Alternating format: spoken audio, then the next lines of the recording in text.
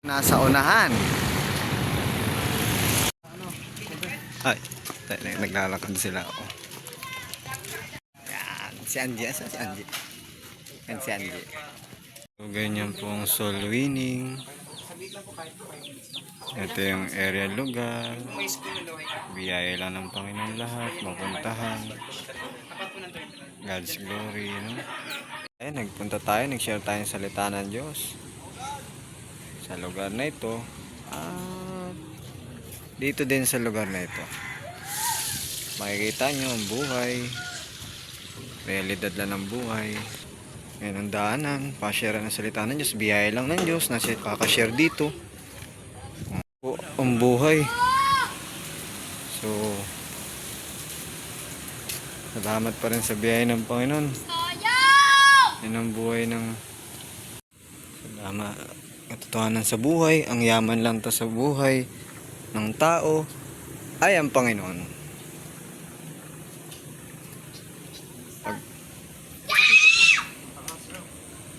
Yan ang buhay sa ilog. Yan ang Panginoon. Hindi natin matatawaran ng karanasan sa buhay.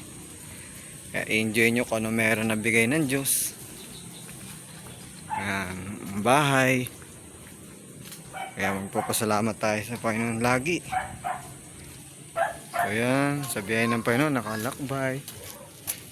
Oh. Hindi matatawaran. Karanasan sa buhay.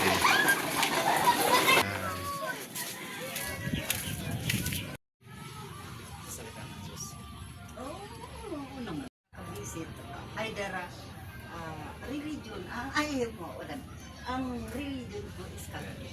Niyang family. Diyan po ang church sa bayan niya. Yan. Yan. Ang punta po ito sa terminal ng Kamambugan. At sa Piltrangkong Sakayan. Dito ang church sa Daet. Kamambugan. Bayan niyang Bible Baptist Church. Yan. Ang pintuan papasok sa loob. Yan. Third floor building. Oh, third one.